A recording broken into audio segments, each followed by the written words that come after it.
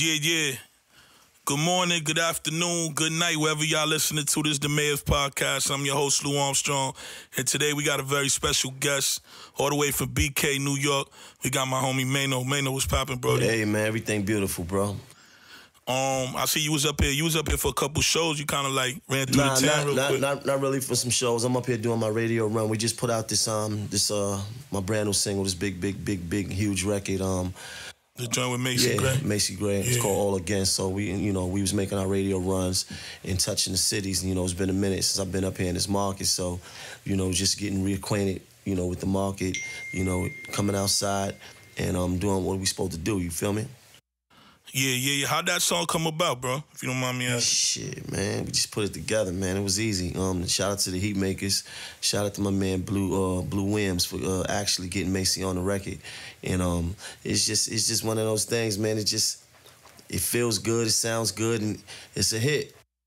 Yeah, definitely. We gonna definitely make sure make sure the city play that and get behind it. Yeah. What stations did you hit up while you was up here? We did a bunch of stuff with Jammin'. Okay. Yeah, shout out Pup Dog. Yeah, definitely Pup Dog. Good dude right there.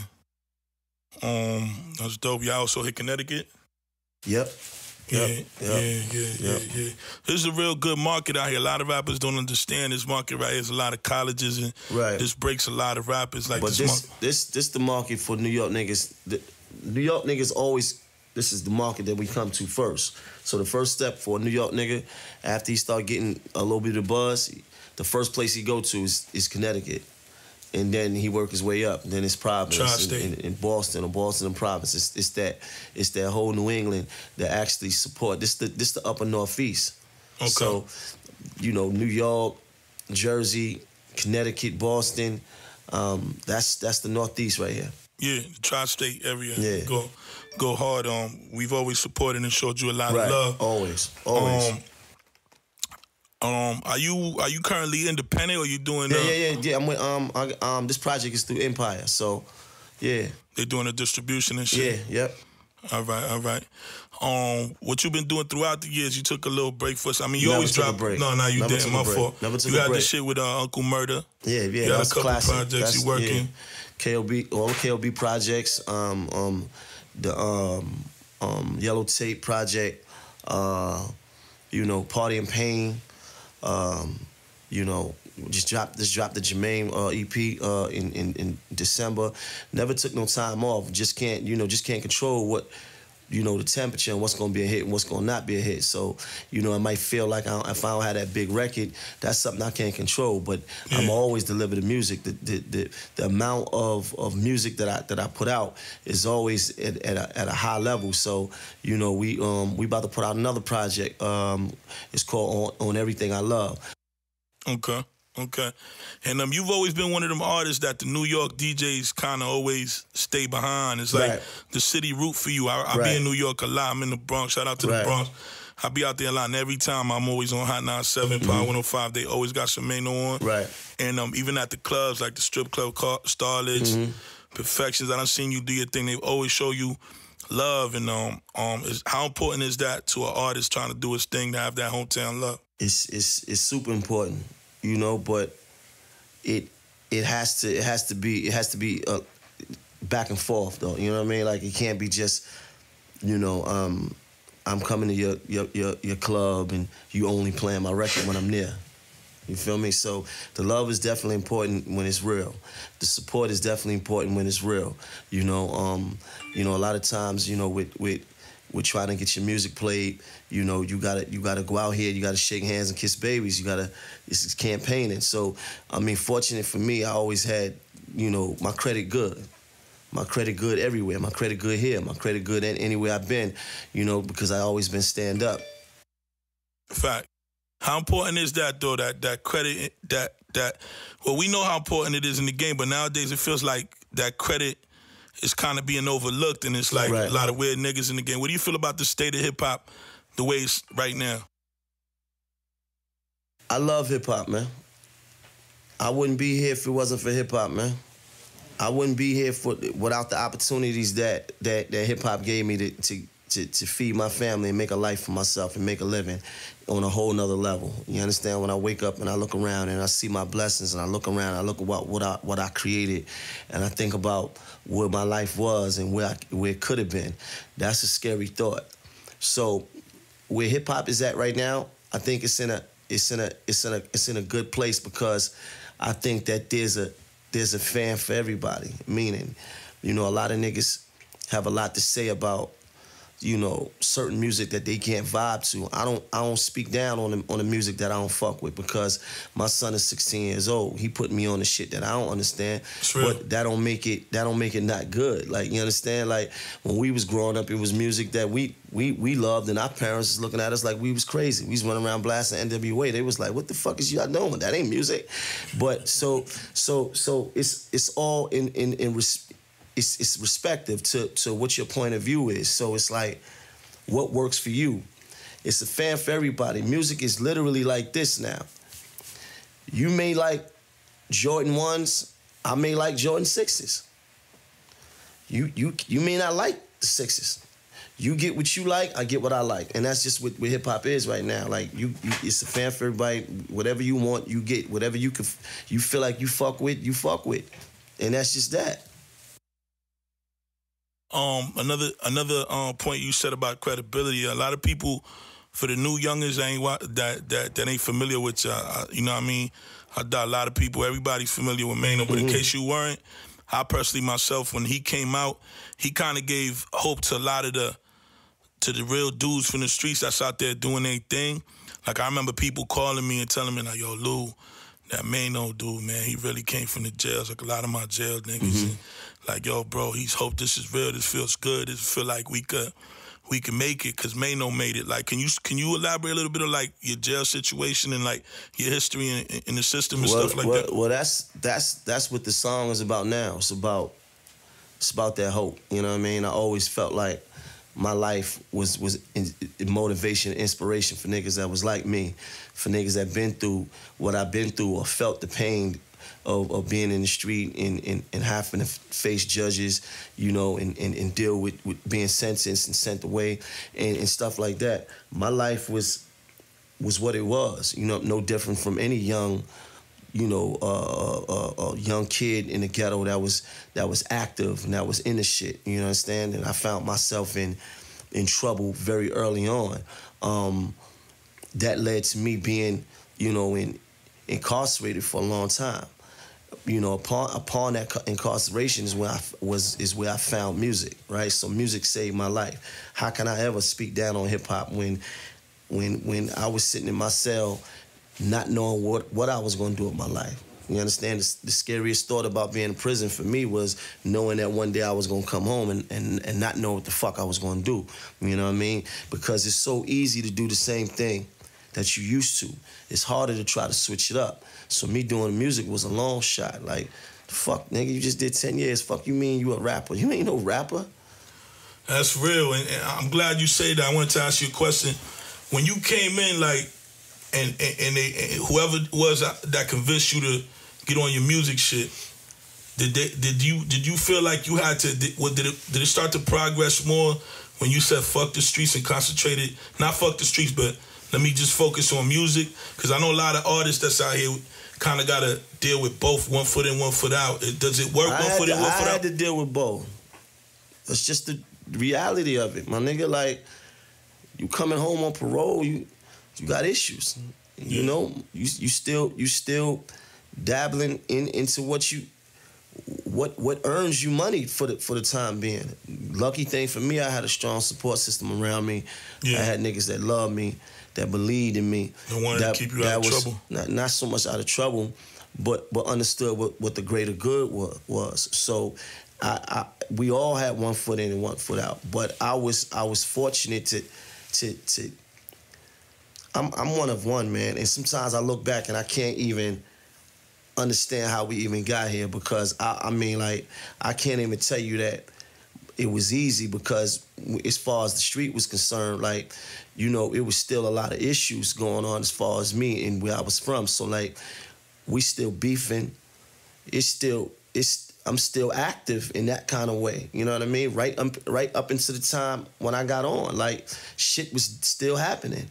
You know what I mean? And for me to get past that and get here, I'm telling you, like it's a blessing. And I knew it was something. I knew it was something.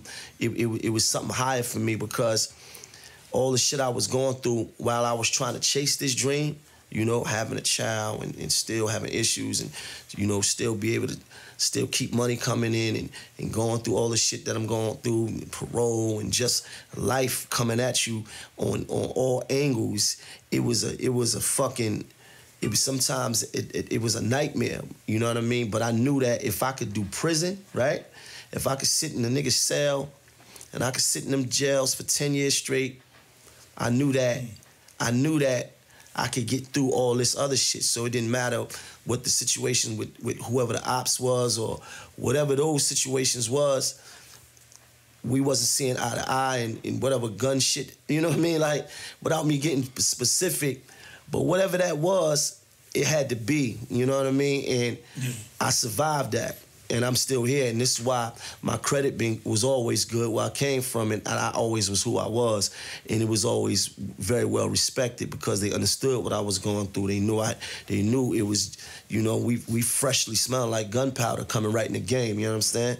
They understood that it was drugs and all that shit. We freshly coming right out the street. You know what I mean? Yeah. I remember when you first came in the game, this might have been like 9-10 years ago. Mm-hmm. I was doing my rap shit too at the time. I still am now. I just got motivated to do it. But real shit, I remember seeing you, how hungry you was. I remember one day we was at a party and you was new like that. I just finished hearing you and you was starting to buzz a little, and I was with my man Cheddar, shout out Cheddar DVD, and I was just looking at you and you could see like, he was like icing me. I was like, what's up with this nigga at first? I was like, but you could see the realness. I could feel the vibe. I'm like, yo, Cheddar, what's up? He said, what's up to you? And he was like, nah, you good dude. Like, he's really grinding. I'm like, yo, yeah, da-da-da. And that made me want to look. Like, you could feel the aura. You know what I'm saying? Right. And I remember, and then from there, I just kept an eye on you, and you just kept blossoming. And I seen how you came in the game. You was checking niggas, beating niggas up, shit like that. but I also respect now. I see like a full, like 180, you feel what I'm saying? Like, I see how you've grown up, you transition, and you've matured into the man that you are. And I definitely feel like you're showing it to the youth, you know what I mean? And how important is it in this game where now I see like you being more showing niggas that street shit ain't what it is, you know what I'm saying? It's when it come to the street, man, you know, and I was just having this conversation yesterday with my brother, and I'm pretty sure y'all could understand what I'm saying. Like, it's the truth, and then it's rap shit. It's the real narrative, and then it's whatever the industry is selling and glorifying because it looks good, it sounds good, it looks good on video. But the real truth is what? Any nigga that's in the street, any nigga that's actively in the street doing whatever he got to do, don't want to be there forever. Am I right? That is the true narrative, right? So anything that we had to do in the street, whatever it was, and if we had to take it to the extreme, we did everything that we had to do because we felt we had to do that. That was the result of our environment, and that was the result of how we felt we had to carry ourselves because of what we was left with, because we had to feel like we had to sell whatever we had to sell, and we had to and behind doing that and accumulating drama or whatever that is, and doing whatever we felt like we had to do. So my whole thing is, music was a way out. Sports and all these other things for a lot of young black males is a way out. Let's keep it real about that. That's the truth. Like, we didn't work this hard to get out the street to go backwards. Facts. You understand? Facts. Niggas is every day. I speak to niggas all the time. You know what I mean? About life and what's worth it. A nigga sitting in jail right now doing a life sentence questions himself every day. Was it worth it? You know what I mean? So let's keep it all the way 100. So it ain't so much about fuck the streets, and it's not about the streets. It is about the streets, but it's about the streets and the true narrative. The truth, because what is the truth? The truth is your mother Your father or whoever, your grandmother was playing them numbers, playing that lotto every day. Why? Because they wanted to get the fuck out. We wanted to get out. Yeah. It's kind of, that's what I meant when I said fuck the streets. The streets, I feel like the goal is to try to get out. That's the goal. A lot of niggas feel like the goal is to stay shining or cool or popular in the hood and fuck as many bitches as you can and keep adding to that. Real smart men like grow out of it and see that the real point is to get out. What I want to show niggas is that street shit is just one chapter in the book, homie. Facts. That don't define you. That don't define us. We greater than that. You know what I mean? And this ain't about no preaching shit. This ain't about no, you know, I'm some positive nigga. You know what I mean? It ain't that. It's just realistic. That doesn't define me. Everybody know what my past is. They know what I come from. They know what it is. But at the end of the day, I had to figure out a way that I could excel in life. And just being a street nigga that's not credible enough to excel in life. Like, what is that? That's not it. What we gonna? How's that work? When we get in corporate America and we trying to do business with brands and we trying to, you know, build a brand and increase our value. I'm trying to increase my value, not decrease it. So just being a street nigga, that's not. Facts. That's not it. I mean, listening to you talk right now, bro, it reminds me a lot of the words like how Nipsey was talking, right. You know what I mean? And I wanted to ask you about that because I know you and him was cool, You know what I'm saying? I want to ask you, how'd you and him meet? What was the first time y'all met? Oh, we met years ago. What was it, 08, 09, when he had his first single, Hustler in the House, over the Criss Cross beat. Yeah. And I actually was on a remix to that. Me, him, and J-Rock, and that was crazy. So we was cool ever since then.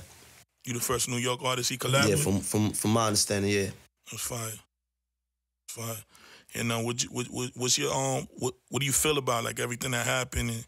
It's unfortunate, my nigga. It's unfortunate. It's definitely, I felt that, and I feel like everybody felt that. I feel like, you know, finding out, you know, what I feel like we all are finding out more about him, right? Yeah. You know, in these last few weeks, you know, about not so much the rap part, but the man that he was, and it touched everybody. It touched our soul to see that, to see a dude with a heart like that was doing so much. Like, let's keep it real. Like, I mean, I don't know nobody that was doing that much for their community than him. I personally said I felt like Nipsey Hussle's death made a bigger impact than Biggie Impact shit because he's the first rapper that really was doing so much and really giving back. Like, Biggie and Pac were great legends. They'll go down forever. But in my lifetime, I never seen nothing like Nipsey Hussle. Yeah. There's a lot of conspiracy theorists saying that he was killed by the government and all that shit.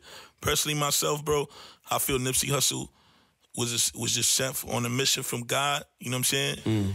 And nobody ever, not as much light as shed on Dr. Sebi after his death would have never got shed through the documentary. Right. As much peace that's coming from, I got niggas from Cali, from the 8 Trays that didn't have beef with the 60s for years. Yeah. They squashed that. That's right. That would have never, I felt like, Nipsey was working towards it, but I feel his death just woke everybody up. It did. And the way United, like, I've never seen, even the system itself, like, I'm hearing they putting Nipsey's words into Congress over there in L.A., like in legislature, whatever. That's deep. That's crazy. I felt like it was from God, bro. Yeah, and hey, listen, I'm with you on that. You might be right. It was I don't think we definitely ain't seen nothing like that in our lifetime. So it you know, as unfortunate as it is, and it was, you know, I think the message in who he was and what he was about it really kind of inspired a lot of people and motivated. And I feel like people being motivated by that, you know, in a great way. To see them gangs come together is a blessing. And I personally went out there, so I saw what it feels like. So, you know, it's fire.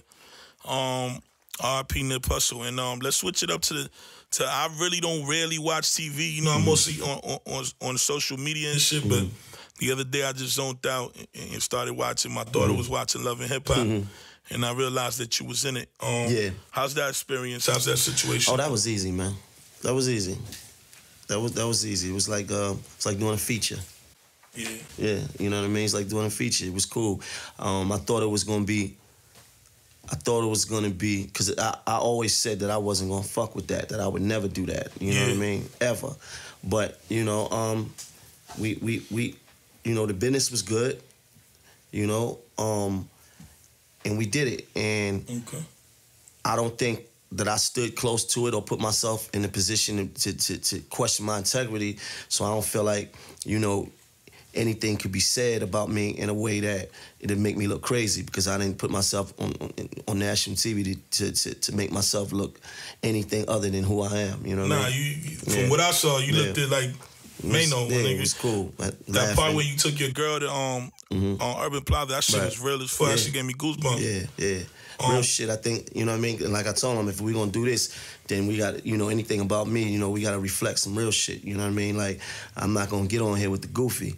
You know what I mean? There ain't gonna be no drinks thrown and fighting and all that. We could say that shit for the club. Like, I'm not doing that. Yeah. I'm not gonna get on national TV and make myself like a fool. So. And they known for doing weird shit like setting you up with people you don't like. Yeah. But I feel like your reputation itself made them feel like, we can't do that to this guy. We're not gonna do that. You know what I'm saying? Like, that's counterproductive to everything we're trying to build. So if my mission is to increase my value, then how am I increasing my value by going up on this platform to make myself look like a fool? Facts. You know, it's counterproductive, and it ain't got nothing to do with the money, because the money good, cool, the money good, but the money and integrity is a fine line, because you gotta understand that your brand is how you're gonna be able to get more money and more opportunity. So you can take a bag today, but that bag today might be not worth tomorrow.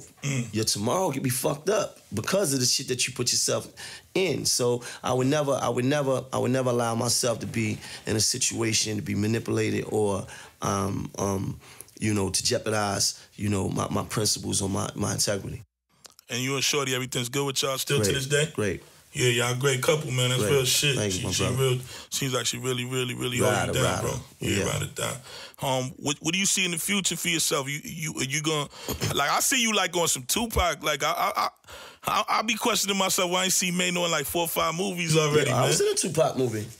Oh yeah, now you was, but I'm saying like more like I was in you I was in a definitely couple things. You know, we did the Tales. I did I got like two or three movies coming up right now. Shout out to my man Michael K. Williams. We got something big coming. You know, something really big coming. That's you know, what I like to hear. So it's you know, we just getting started, my nigga. Like it's all good. The acting thing is cool. I like to do that. You know, so everything is in perspective. You know, music, acting, producing. You know, we just doing a little bit of everything. And how about are you know, you like you the big homie now? Is it any young boys you try and show love to from your city or from anywhere? Of course, man. You got all that in the woodwork. Shout out to Liravelli, man. Shout out to Young Lido. Shout out to a lot of the young artists that I work with. You know, shout out to everybody that's affiliated with me, that's been affiliated with the brand from day one. You know me, man. I always try to show love the way I could, you know, and do as much as I can. Facts. One more thing too that I wanted to touch base with you for the kids that don't know how this industry is. I had my little share of experiences, especially when you a hood dude in the game and when you a dude with morals in the game. How tough is that in dealing with, you know, executives and different type of like industry people that, you know what I mean? You know, they dap you up and tell you to call them, but they ain't gonna pick up that phone type shit. Yeah, well, everything is a struggle. You gotta accept that, and you gotta accept that you may be different than what they used to. And once you accept that, then you learn how to maneuver. You have to maneuver. You know what I mean? You gotta understand that this world, this industry, or whatever industry that you're trying to get in, it don't matter what it is, because anything outside of the street, because the streets is just a small portion of the world. The way we think in the street, and the way we move in the street, and our morals in the street is different than how normal people in the world think. You got to get that. You got to understand that first. You know, because you could be trying to be whatever it is, an executive. You could be trying to be a actor, a producer, a ball player, whatever it is. Anytime you step outside of, you know, the ghetto or the inner city, and you're trying to get into a field, you have to understand that this is different. What works in the street doesn't work in a corporate environment. What works in the street doesn't work in this realm. You got to learn how to maneuver, how to turn that off, and understand that everybody don't have the same type of value as you do. So here's the thing: like in the street, we taught to honor our word, honor your word, be a man of your word. If you say something, do it. So you coming into an industry that people may not have that same value or put that much stock in their words. So when a nigga say, yo, I'm gonna do this, I'm gonna do that, and I'm gonna call you, and I'll get this done, and, you know, I'll have this, you know, ready for you and stuff like that, and then you calling him, he not answering his phone, you gotta understand that's a part of the process. That's a part of the process. You're gonna run into that. You know what I mean? He doesn't have the same amount he doesn't put the same stock into his word as you do. That's real. You know, who used to talk about you a lot to me? I was gonna work with him when I was doing music. Gene Nelson. Oh, of course. How's your relationship with Gene? Still cool? Good. Still good to this day. Yeah, shout out to Gene. Another thing, real quick, we in the era of clout chasing, and it feels like the younger type rappers, they'll do whatever just to get recognition. What do you feel? Do you think that's the way that, like, a lot of people say, they come to me like, Lou, you got to do something crazy for niggas to look at you. You got to do some, you know what I mean, off the wall shit, paint your hair, do this. What do you feel about all that? It feel like that's what they believe they have to do, right? That's what it feels like. I don't think that's gonna last. I mean, you know, it's shock value. Everybody want to see something crazy. Everybody want to have something to talk about, and it is what it is. That is the era that we living in.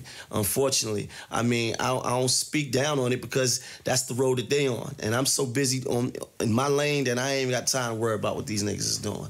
If that's the road and the route that you feel like you have to take to get where you gotta go, then that's your business, my nigga.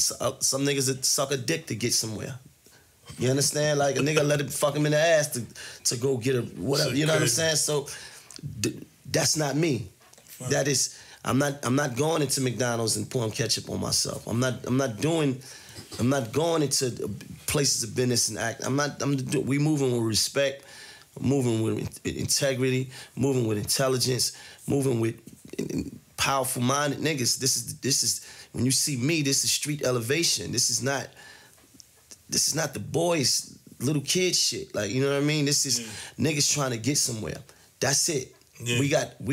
If we learn anything about seeing dudes die, loved ones die, niggas that have potential die, we understand that nothing promised. So you either trying to do something or you out here wasting time. That's real. What you feel about the whole 6ix9ine shit? Like, the way they came out, he's beefing with Casanova. They both from your city. Right. So I'm going to ask you that question. What you felt while I was all going on, looking at the outside in, I'm sure them niggas probably both try to reach out to you to join sides or whatever. No. Nobody reached out to me about that, about joining sides, because none of that applies to me. You know what I mean? Like, we all men. You got a problem with another man, that's y'all problem. Now, for me, I didn't want to see that happen, and nothing really happened, right? So, I didn't really give too much energy to that. I don't have time to. I don't have time to sit back and worry about what other men are doing. You know, if they beefing and stuff like that. I didn't think it was necessarily a good look for our city. But other than that, I think that they worked that out. And then 6ix9ine wound up, you know, finding himself in an even worse situation. We all know what that is. But this is the road we take. Like, we men, we gotta accept who we are and understand the actions that and the energy that we put out is repercussions to everything. Facts. Yeah, bro. I'm gonna wrap it up like that. You know what I mean? I know y'all in a hurry and y'all gotta head back to the city. Anybody, anything you want to shout out? The name of the next project? Shout out to you, man. Shout out to you, bro. You already know, man. You know what I mean? Boston always supporting, man. Real nigga. That's what it is. Shout out to you, man. Thank you, for letting me come through and rock and keep pushing, man. They try to make it extra hard for niggas like us, but you just got to keep shining. Though, like talking, like you speak real ass shit, my nigga. Yeah. Like it's when you be putting your random joints out, it's in the works. Shit to be fire, nigga. It's in the works. Appreciate that, though. So a book or something, bro. Nah, real that's shit. coming. It's a book in the works. You already know. See. All right, yo, Maino, I appreciate everything my you nigga. coming out, my nigga. Love is love, man. Love. Definitely, we love to have you back. You know what I mean? Definitely. After the project and all that. You already know. All right. This is the Mayor's Podcast.